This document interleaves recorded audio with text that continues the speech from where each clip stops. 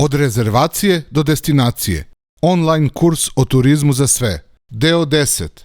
Pristupačne sobe u hotelima i apartmanima.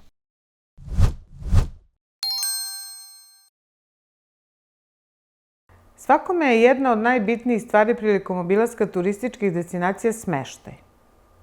Iako je veći deo dana posvećen obilasku znamenitosti ili uživanju u prirodi, ako nema adekvatnog smeštaja, propada celo putovanje.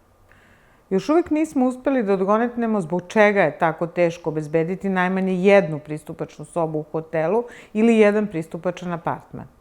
Šta jedna pristupačna soba treba da ima? Ništa specijalno, verujte nam. Osnovna stvar je da najpre znamo šta to znači imati pristupačnu sobu ili pristupačan smeštaj. Osobe s invaliditetom ne žive ni u kakvim specijalnim kućama ili stanovima, niti idu u neke specijalne toalete. Svako će se bar nekako snaći ako za početak u prostoriji ima dovoljno mesta.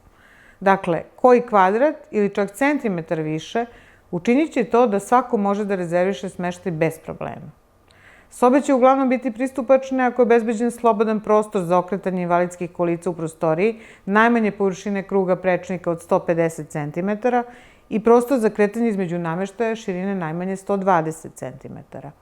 Širina ulaznih vrata pristupačne sobe treba da bude 80 cm, kao i svih ostalih vrata u prostoriji.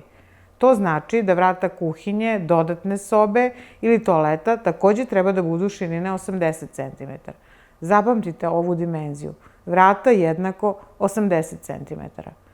Kupatilo bi, osim dovoljne širine vrata, trebalo da ima prostor za tuširanje koji je bez kade i bez tuš kabine. Potpuno ravan, bez pregrade, veličine 90 x 90 cm, sa dobrim slivnikom i mestom za stolicu za tuširanje. Najčešći problemi koje uočavamo je zaštitno staklo u kabini, postavljeno tako da je nemoguće u okviru tog prostora uneti stolicu za tuširanje, niti prići kolicima ili drugim pomagalom. Dakle, samo ostavite sve ravno i obezbedite dobar slivnik. Držače za sapun i peškir podesite na visini od 80 cm.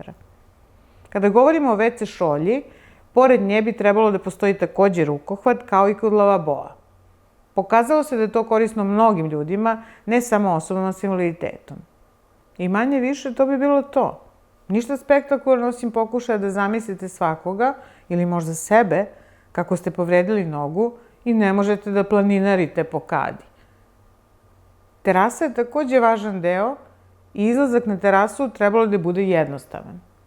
Vrata, kao i sva druga vrata, širine 80 cm, bez praga ili ako baš mora prag, da onda ne bude više od 2 cm.